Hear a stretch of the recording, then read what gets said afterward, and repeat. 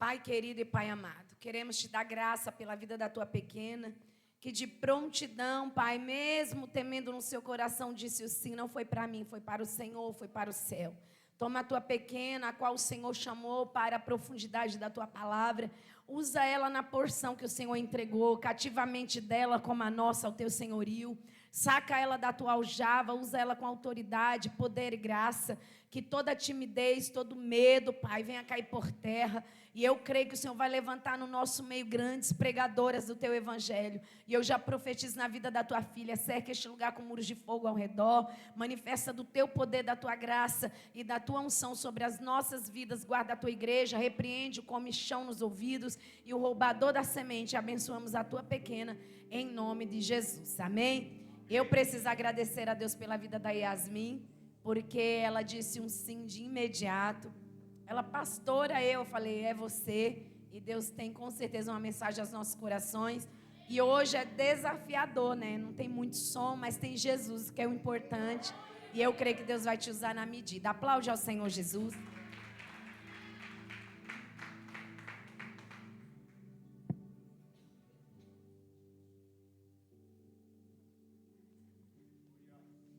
Eu cumprimento a igreja com a paz do Senhor. Quando a pastora chamou, de fato, eu estava no serviço. Quando eu vi a mensagem, eu quase infartei. Quase. Isso foi na quinta passada? Na quinta passada. E antes da pastora chamar, eu já vinha sendo ministrada pelo Espírito Santo por alguns personagens da Bíblia. E ele só complementou mais da semana passada para cá. E deixa eu achar aqui.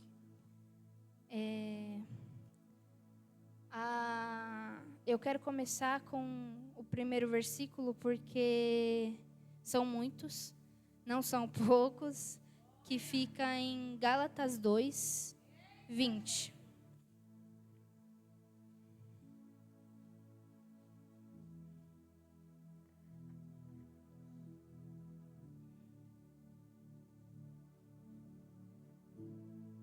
E está escrito assim: estou crucificado com Cristo. Assim já não sou eu quem vive, mas Cristo vive em mim.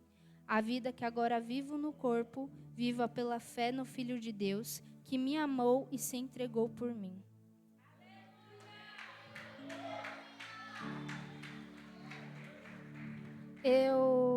Como eu disse, eu venho estudando desde semana passada. E como a gente está no mês da metanoia, nada melhor do que falar dela. E no meio desses estudos, o Espírito Santo foi me entregando uma frase, e foi de pouquinho em pouquinho, então foi de palavra em palavra, e ele falou assim comigo: metanoia é o confronto, a decisão e posicionamento. Para passar pelo processo é preciso ser resiliente e ter fé do tamanho de um grão de mostarda. E quando ele falou comigo, referente aos personagens, eu falei: ai, Jesus, o que eu vou falar? Como começar e o que dizer? E aí ele me entregou essa frase. E me entregou um personagem para cada palavra. E quando ele fala assim que metanoia é confronto, ele me levou até o livro de Lucas, capítulo 10, do 40 ao 42.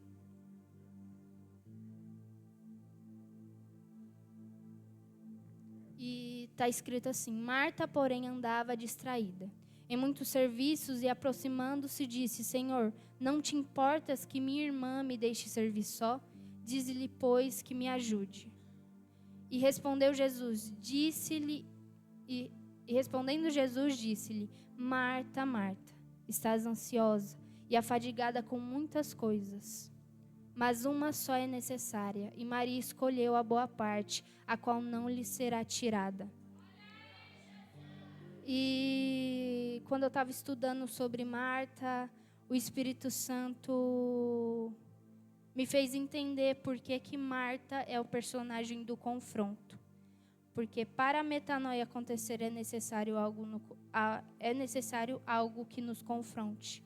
Marta estava no cotidiano dela, vivendo no automático. E talvez ela fosse aquele tipo de crente que no meio da caminhada ela esfriou porque acostumou com o conforto, com o automático, e aí deixou de ser sensível ao Espírito Santo. Talvez tenha deixado de escutar a voz dele ou de servi-lo com um coração verdadeiro, como no primeiro amor. E eu estudando, e eu falei, Jesus, eu não sei o que falar sobre Marta. Eu estudei mais um pouco e ele falou assim comigo, filha, Marta, ela podia ser aquele tipo de crente que de fato se acostumou com o automático. E às vezes esse tipo de crente, quando olha para alguém adorando, quando olha para alguém tão íntimo de Deus e sensível de Deus, a primeira coisa que faz é apontar o dedo. E quando aponta o dedo, fala assim, Senhor, eu estou aqui há tanto tempo te servindo, estou aqui há tanto tempo me entregando e nada acontece. Ela parou e somente ficou aos seus pés e o Senhor a ouviu? O Senhor deixou que ela ficasse ali? O Senhor não vê que eu estou aqui trabalhando de um lado para o outro? E eu imagino que Marta, naquela correria de se preocupando de servir a todos, porque eu acredito que sejam mais de 10 homens dentro da casa, ela indo de um lado para o outro dentro daquela casa, ela olha para a sala e vê Maria, ali aos pés de Jesus. E eu acredito que aquilo confrontou Marta de um jeito, mas não de um jeito bom, de um jeito ruim, onde Satanás lançou a flecha dizendo, tá vendo? Ela está ali, ele não falou nada. E você está aqui correndo de um lado para o outro, tendo que servir todo mundo, e ninguém te agradece por nada. E a primeira coisa que ela vai fazer é reclamar, achando que Jesus talvez chamaria a atenção de Maria. Talvez, na cabeça de Marta, Jesus pararia para corrigir Maria. Mas quando Jesus abre a boca, a primeira coisa que ele vai falar é Marta, Marta. E quando ele fala isso, ele está corrigindo de um jeito amoroso. Ele está falando, Marta, eu te entendo, eu entendo o que você está falando. Mas o que você não entendeu é que Maria está sensível demais para parar o cotidiano dela, está sensível demais para paralisar o automático dela e somente me adorar. Maria está focada não nas coisas do mundo, não nas coisas do automático, não nas coisas de dentro de casa. Ela parou para me ouvir, Marta. E você está correndo de um lado para o outro, preocupada em servir o homem. E eu estou aqui. E Maria escolheu a boa parte. Maria escolheu estar comigo.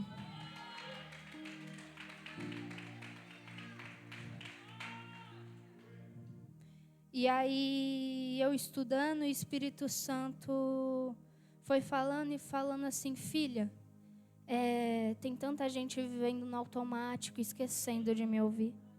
Tem tanta gente vivendo do cotidiano, achando normal, vivendo do conforto, e que se esquece de ter uma intimidade comigo. E talvez Marta tivesse uma intimidade com Deus, com Jesus. Porque a palavra fala que Jesus era amigo dos três. Não era só de Lázaro, não era só de Maria, mas de Marta também. E quando a palavra fala isso, eu entendo que Marta era sim alguém que podia ter uma constância. A gente pode ler a Bíblia todos os dias, mas se Jesus não quiser falar e se eu não estiver sensível para ouvir, o que eu vou entender dela? Nada. E aí estudando mais, talvez em algum momento da caminhada de Marta, aquilo que ela servia, o servir dela com tanta alegria, o servir dela com tanto amor, podia ter se tornado um fardo. Porque ela deixou de ser sensível. E aquilo que ela fazia por amor, agora ela fazia por obrigação. E aí, estudando, o Senhor me deu uma pergunta. Até quando a boa parte e o servir serão como um fardo? Então, até quando eu vou servir no automático como um fardo? Pode ser que aqui não tenha, mas em algum outro lugar, eu espero que não, tem alguém que vai para a igreja todo dia pensando, nossa, mas eu vou ter que estar lá de novo. Nossa, mas no altar de novo eu estou tão cansada. Nossa, mas isso, mais aquilo. Ah, mas aquela irmã olhou assim, e aquele irmão falou assim. E talvez, nessas ocasiões, a pessoa deixou de ser sensível ao Espírito Santo. Porque passou a olhar para o homem e não para ele. Porque o foco do culto já não era mais Deus, era o homem. Porque o foco do culto já não era mais o adorar, mas sim somente o servir por obrigação. O servir porque eu tenho que servir. O servir porque a pastora falou, o bispo falou, a irmã falou que eu tinha que servir. E aí, entendendo isso, o Espírito Santo me levou ao outro personagem, a decisão. E a decisão é Zaqueu, que se encontra no livro de Lucas, capítulo 19, do 3 ao 4. E a palavra está assim: e procurava ver quem era Jesus, e não podia por causa da multidão, pois era de pequena estatura. E correndo adiante subiu a uma figueira brava para ver, porque havia de passar por ali. Antes desses versículos, a palavra vai falar que Zaqueu era o chefe dos publicanos e era muito rico. E quando eu li isso, o Espírito Santo me ministrou que talvez, na visão de todos, Zaqueu tinha uma vida perfeita aos olhos do homem. Porque a palavra não fala que Zaqueu foi atrás de Jesus por um problema dentro de casa, não fala que Zaqueu foi atrás de Jesus por um problema na saúde, não fala que Zaqueu foi atrás de Jesus porque tinha algum problema a apresentar para que Cristo resolvesse. Zaqueu não estava procurando as bênçãos ou milagre. Zaqueu estava procurando o abençoador e aquele que podia fazer o milagre. Quando ele encontra Cristo, ele não vai falar, na minha casa tem isso, isso e isso, não, porque a Bíblia fala que primeiro quem fala é Jesus. E manda que Zaqueu descesse da árvore, porque ele ia estar à casa de Zaqueu e comer com ele e ficar na casa dele. E eu imagino, estudando a palavra, eu imagino Zaqueu entrando dentro de casa. E aquela paz dentro de casa. Porque a Bíblia não fala. A Bíblia não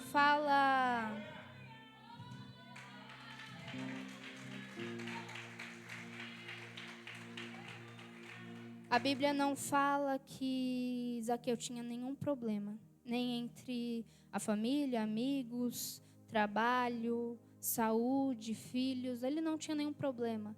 Mas a vida dele era perfeita aos olhos do homem. E a paz que ele tinha ali, talvez fosse paz somente aos olhos do homem. Porque eu imagino Zaqueu abrindo a porta de casa, entrando um silêncio absurdo. E o interior dele gritando, tá tão quieto. Tá tão vazio. E quando ele escuta que Jesus estava passando na cidade, ele toma uma decisão. E ele vai falar assim, eu preciso ver quem é esse Jesus. E quando ele toma essa decisão, ele sai de casa correndo. E mesmo sabendo que talvez por conta da multidão, ele não conseguiria ver, ele decidiu ir. E ainda arrumou um jeito de conhecer a Cristo. E aí, quando Zaqueu toma essa decisão, ele tá se confrontando, porque ele entendeu que ele tinha tudo, menos uma coisa que era o tudo: Cristo. Ele tinha os bens da terra, ele tinha o material da terra, ele tinha uma família perfeita, um trabalho perfeito, o financeiro dele era perfeito, mas a alma dele estava gritando por algo a mais. E aí ele toma a decisão de ir atrás de Jesus. E para esse personagem, Jesus também me deu uma frase: a decisão de se aproximar de Jesus parte de nós.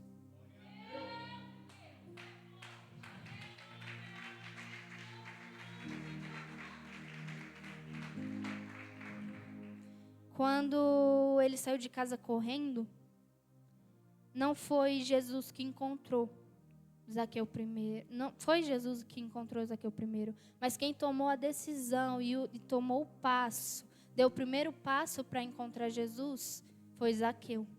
Mesmo sem nada pedir ou esperando que Jesus oferecesse algo. Ele simplesmente foi porque teve o desejo de conhecer a Cristo. E quando a metanoia acontece, ela vem como um confronto, como veio com Marta. E depois de Marta, depois da gente que vive no automático e é confrontado pelo Espírito a sair dele, quem toma a decisão de dar um passo e se aproximar dele, não é ele, somos nós.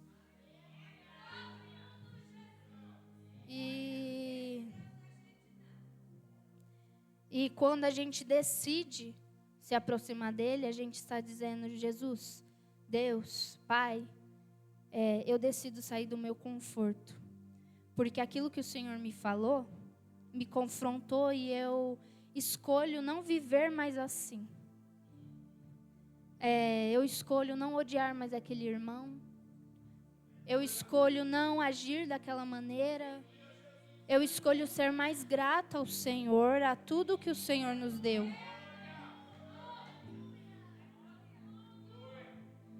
E talvez a gente devesse ser mais como Zaqueu. Buscar Cristo não pelo que Ele pode oferecer ou fazer nas nossas vidas, mas por quem Ele é. E aí, terminando o Zaqueu, o Espírito Santo me deu outro personagem, que é o posicionamento. Maria de Betânia. E a palavra se encontra em João 12, versículo 3. Então Maria, tomando uma libra de unguento de nardo puro, de muito preço, ungiu os pés de Jesus e enxugou-lhe os pés com os seus cabelos, e encheu-se a casa do cheiro do unguento. Quando eu estava falando de Marta, a palavra fala que Maria estava aos pés.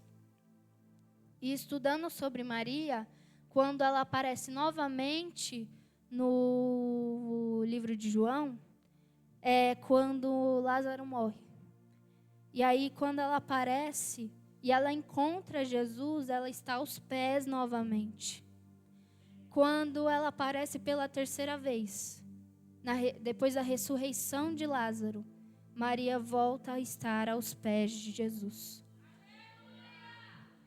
E no início, quando eu estava estudando sobre esses personagens, na minha cabeça, cada um era uma metanoia diferente. Mas a metanoia é um só, que vem de várias formas e com um padrão. E aí, quando eu estava estudando sobre Maria, o Espírito Santo me deu a seguinte frase: o seu posicionamento vai desagradar muitas pessoas. O nosso posicionamento não é para agradar o homem. Porque quando Maria aparece na primeira vez, ela desagrada a Marta. Quando ela aparece na segunda vez, ela deixa todos que estavam na casa em luto e vai atrás de Cristo. E quando ela aparece na terceira vez, Maria simplesmente desagrada uns dos discípulos, que deveria ter a sensibilidade de entender que aquilo não era somente para chamar a atenção, mas era uma adoração do jeito dela. E estudando mais um pouco sobre ela, o Espírito Santo foi me fazendo entender que talvez na Bíblia não relata que Maria tinha algum pecado em específico, mas também não relata que ela era uma pessoa perfeita, porque não há uma pessoa perfeita.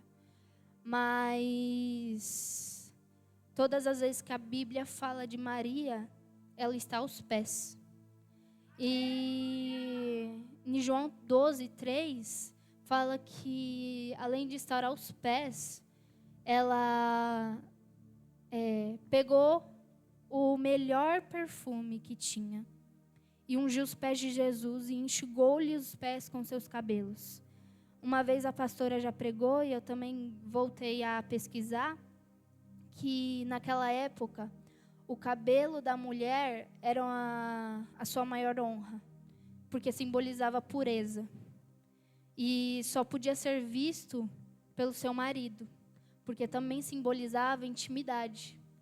E quando Maria enxuga os pés de Jesus, ela está falando assim: não importa o que eles vão dizer, porque isso aconteceu. Ela enxugou os pés com os cabelos, e naquela época, se ela fizesse isso, era considerado uma desonra para a família, sem nem mesmo ter cometido algum pecado, somente por ter mostrado seu cabelo. E quando ela fala isso, ela está dizendo assim: vocês criaram um padrão do qual eu não vou entrar. Vocês criaram um padrão do qual eu não vou seguir. Vocês criaram um padrão que me impede de estar aos pés de Jesus. E ela está dizendo assim: hoje eu me entrego aos pés dele, porque eu vou quebrar esse padrão.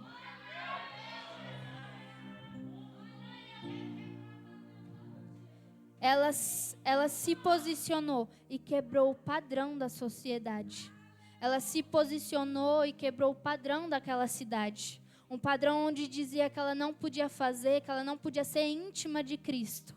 Quando ela encontrou ele pela primeira vez, o que moveu ela a estar aos pés de Jesus, porque falando com ela lá em casa, eu imagino ela de um lado para o outro, ajudando Marta no início.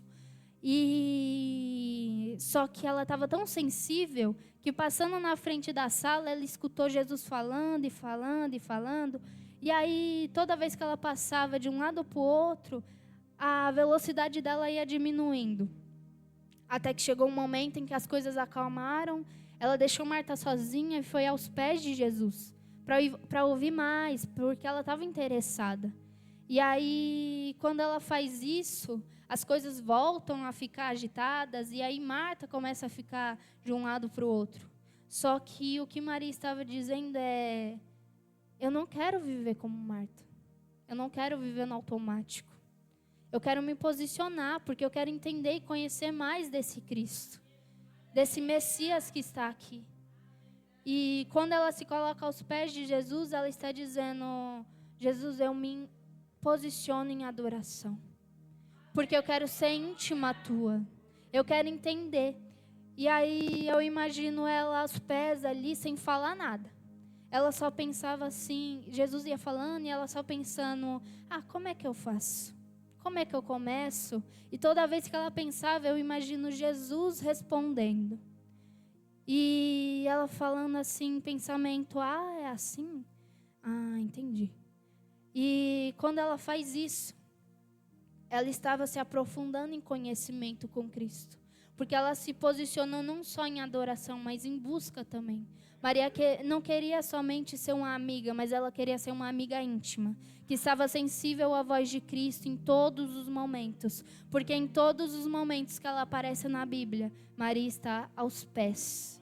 Maria não está levantada, Maria não está de pé, Maria não está de joelhos, ela está aos pés. Ela está prostrada aos pés de Cristo.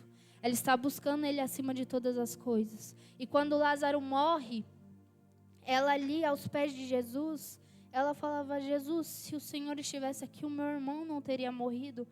Mas eu imagino, a Bíblia não fala, mas eu imagino ela falando logo em seguida.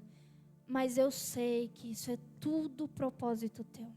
Eu sei que mesmo que o Senhor estivesse aqui e ele tivesse morrido, o Senhor faria novamente o que fez. Eu sei que o Senhor ainda viria de encontro e eu sei que o Senhor ainda ressuscitaria.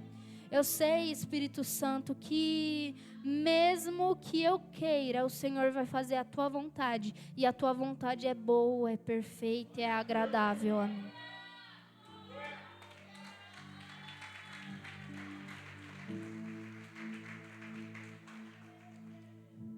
E aí, a segunda parte da frase é: para passar pelo processo, é preciso ser resiliente e ter fé do tamanho de um grão de mostarda. E aí o Espírito Santo também me deu 2 personagens para cada uma dessas palavras. A fé é Pedro. João 21:17.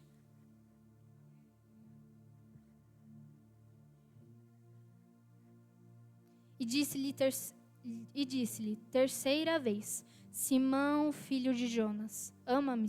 Simão entristeceu-se por lhe ter dito a terceira vez: ama-me? E disse-lhe: Senhor, tu sabes de tudo. Tu sabes que eu te amo.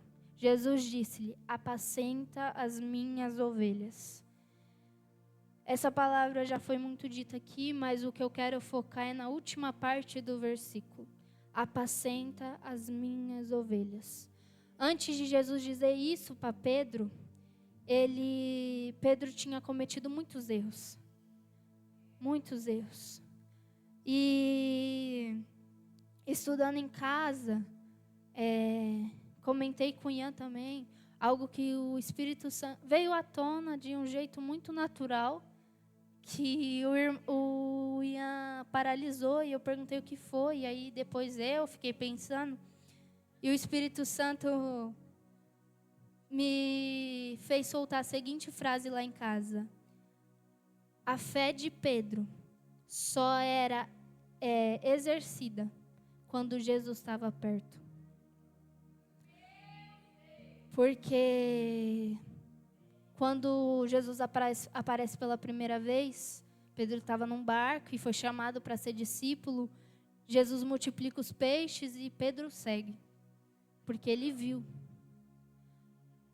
Aí veio outras situações e Pedro anda sobre as águas, porque ele viu Cristo andando. E aí, mais outras situações. E aí a gente foi notando que realmente a fé de Pedro só era exercida quando Cristo estava com ele. Porque quando Jesus decide se silenciar perante a Pedro, ele se afasta. E quando Jesus morreu, a primeira coisa que Pedro fez não foi esperar a ressurreição ou adorar a Cristo. Foi voltar para o lugar da onde Cristo o tirou. A fé de Pedro, quando Cristo morreu, não existia mais naquele momento. Porque ele escolheu as velhas práticas. Ele escolheu voltar ao lugar de onde saiu. Porque ele não via mais a Cristo. Então, talvez em alguma situação na nossa caminhada, ou até mesmo depois que a gente decide viver a metanoia, porque a metanoia não é um processo rápido, não é da noite para o dia, ela dura tempo. E cada um tem um tempo diferente com Cristo. E talvez a sua metanoia vá durar anos ou até meses, ou até mesmo uma semana. Só que a de Pedro durou tempo. E muito tempo. Anos. Porque depois do apacenta as minhas ovelhas, teve alguns detalhes que Pedro ainda tinha que renunciar em si. E quando ele ouviu apacenta, eu imagino que quando ele ouviu apacenta as minhas ovelhas pela última vez, a ficha dele caiu. Jesus tinha ressuscitado, tinha vindo falar com ele. E quando ele escutou o último apacenta minhas ovelhas, eu imagino o semblante dele caindo e a ficha vindo de que para viver o chamado, para viver o propósito, para carregar tudo que ele tinha que carregar, era preciso ter fé, mesmo quando Cristo estava em silêncio.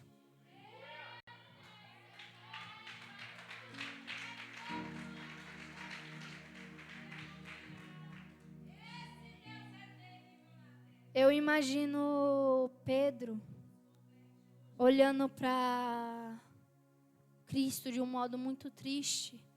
E eu imagino a mente dele a milhão, pensando, e agora o que eu faço? Porque ele confia em mim depois de tudo que eu fiz.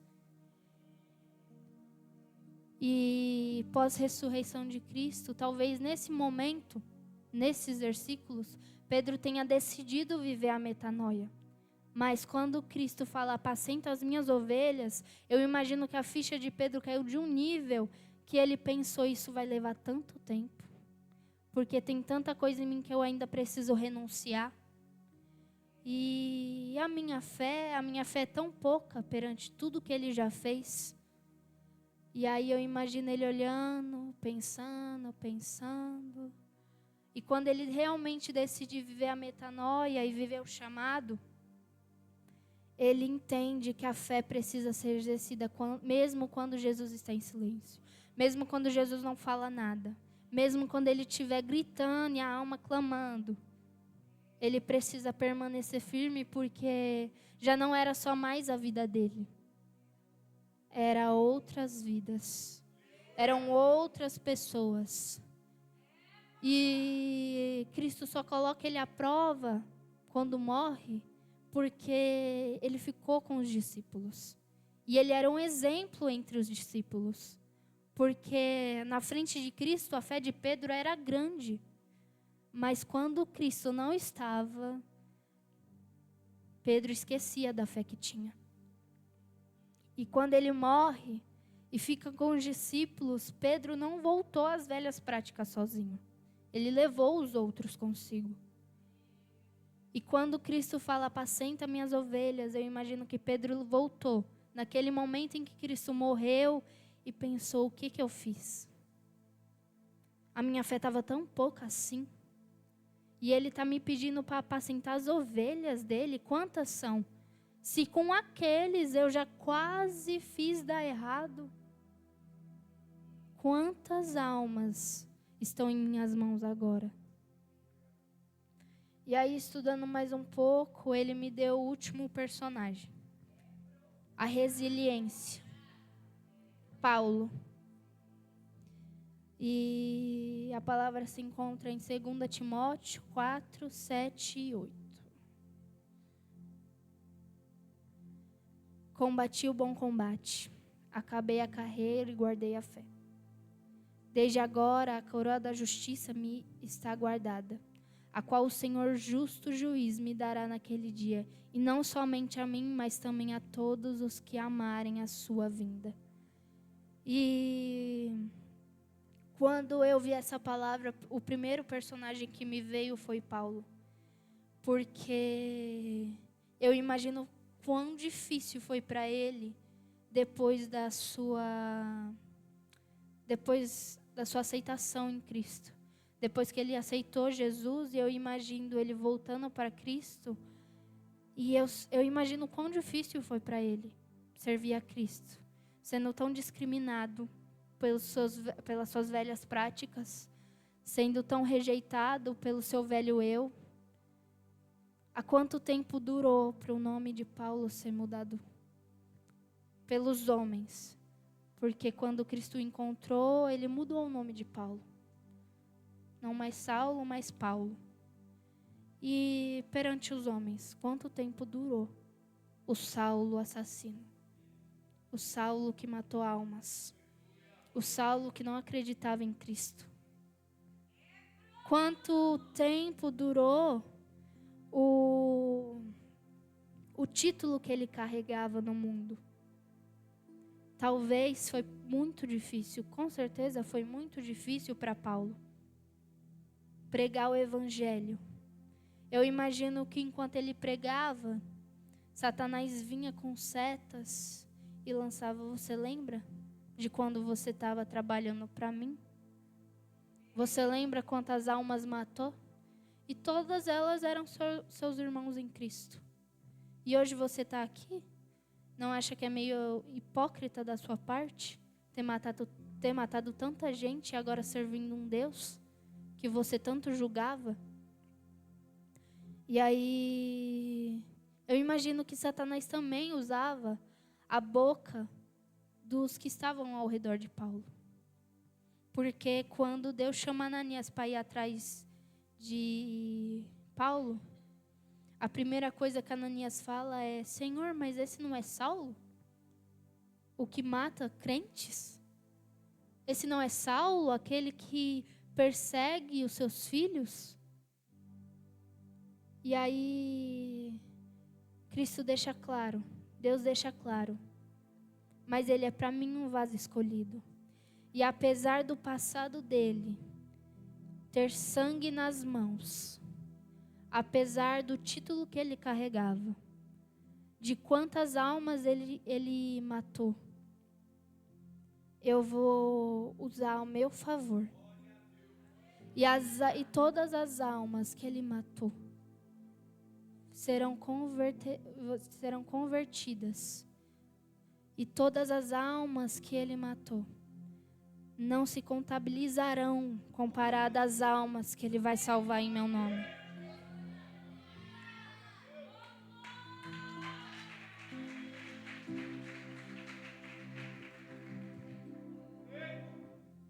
E em 2 Timóteo 4, 7 e 8, era as últimas palavras de Paulo a seu discípulo, Timóteo. E quando a gente olha para esses versículos, a gente imagina quantas coisas, quantos perrengues, quantas lutas, quantas chicoteadas Paulo levou. E tudo por amor a Cristo. Porque quando Paulo decidiu viver a metanoia, ele viveu de uma forma radical. A metanoia de Paulo não foi como a de Pedro, que durou anos. A metanoia de Paulo foi literalmente da noite para o dia.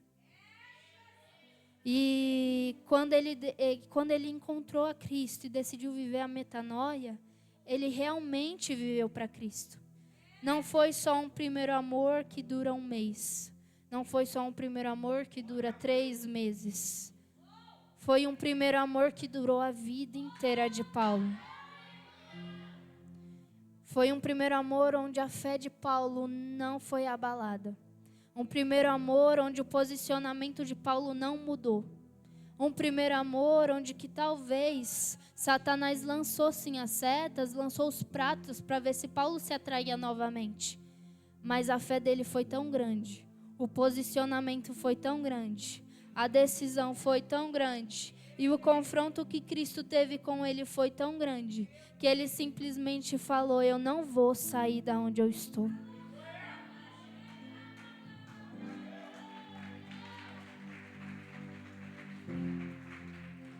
Porque foi na frente daquele portão daquela cidade que eu encontrei o meu amigo mais íntimo. Foi na frente do portão daquela cidade que eu encontrei o meu amado. Na frente do portão de Damasco, Paulo teve um encontro com Cristo. Decidiu viver a metanoia e viveu para Cristo até o fim da sua vida. Ele não mudou a sua opinião. Ele não bambeou conforme o tempo foi passando. E apesar de tudo que ele sofreu, apesar da solidão, apesar do silêncio e apesar das chicoteadas, apesar da prisão e apesar do julgamento, apesar das traições, apesar de tudo isso, Paulo viveu para Cristo. E ele não só viveu para Cristo, mas ele foi imagem e semelhança de Cristo. Paulo, ele amou como se amava. Paulo foi humilde como Cristo era. Paulo foi manso. com alguns detalhes a se corrigir, porque todos somos humanos e não somos perfeitos. Mas Paulo, quando ele decidiu viver a metanoia, ele falou assim: eu não vou viver só de um jeito diferente, mas eu quero viver como esse Cristo viveu. Eu quero pregar esse evangelho como ele realmente é. Eu quero carregar a presença dele, não só no mover, não só no falar em línguas, não só no pular, mas no meu dia a dia. Eu quero ser como ele era. E aí, hoje, quando eu estava terminando de estudar, o Espírito Santo, ele terminou. Tudo que ele tinha me ensinado, dizendo: a metanoia não é só o confronto, não é só a decisão e não é só o posicionamento, mas também é a gratidão.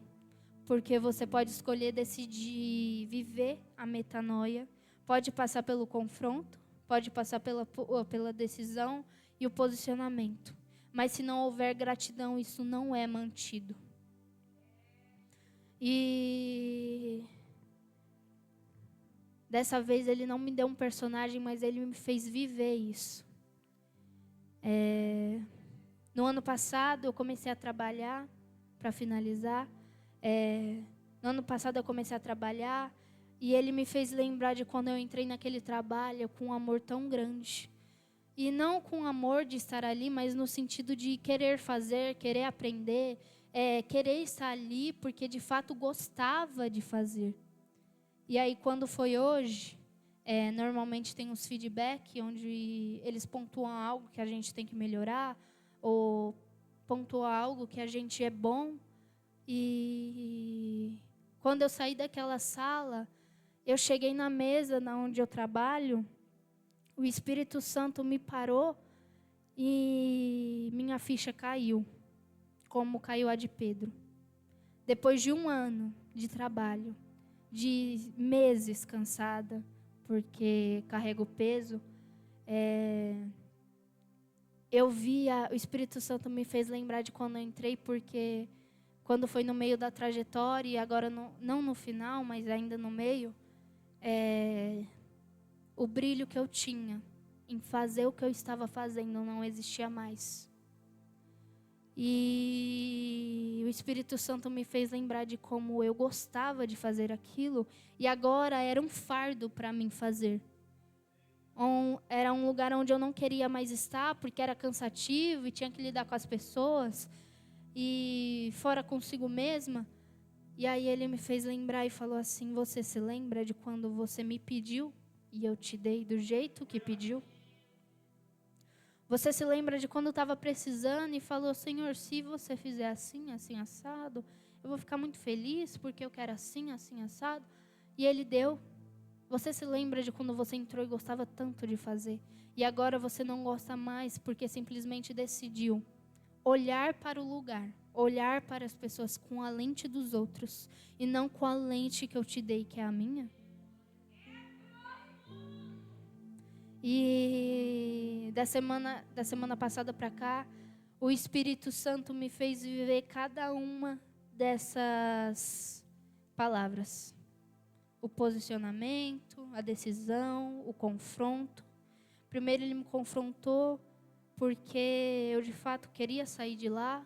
E eu falei: Jesus, mas eu preciso, mas tem isso, isso e isso. E ele falou assim: e se eu não te tirar? O que você vai fazer? E aí veio a decisão. Eu falei: Jesus, se você não me tirar de lá, eu não vou mover um passo.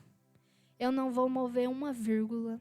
Eu não vou falar nada, mas eu vou continuar fazendo enquanto o Senhor não responder. Porque eu não posso. Porque eu não posso sair da posição da qual eu me coloquei. Eu não posso me desalinhar com o que o Senhor alinhou.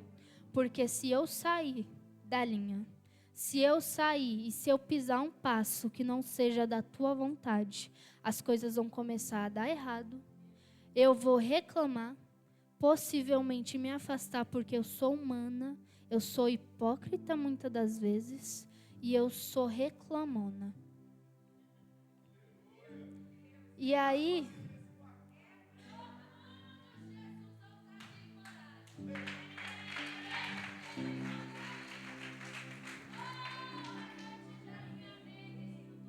E aí o Espírito Santo falou, então agora você vai se posicionar, porque eu não vou tirar você daí. E aí estando naquela mesa, o Espírito Santo foi me ministrando e finalizou ali mesmo. E quando ele falou que metanoia não é só decisão, confronto e posicionamento, e sim gratidão, ele falou assim: você me pediu, você se posicionou e você decidiu. Mas mesmo que você tenha feito tudo isso e nada mudou, porque na minha visão não tinha mudado, o Espírito Santo naquela mesa me fez ter o efatá. Ele abriu os meus olhos e falou assim: tudo o que faltava era gratidão por tudo que eu te dei até aqui.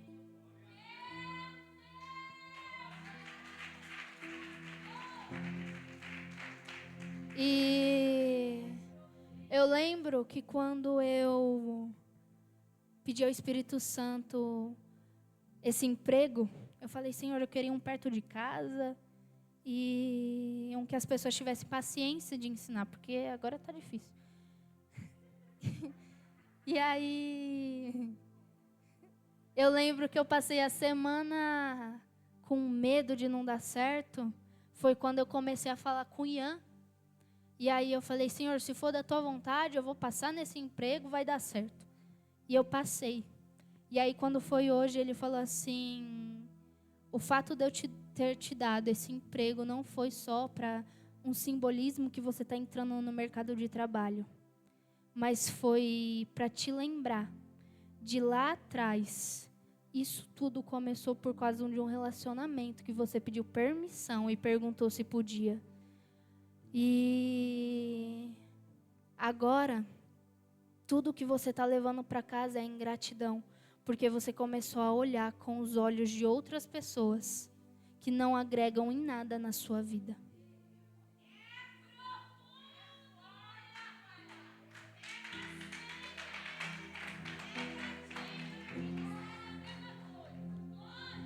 E aí, quando ele me encontrou naquela mesa, hoje, quando ele me encontrou naquela mesa, ele falou assim: hoje você vai viver o efatá.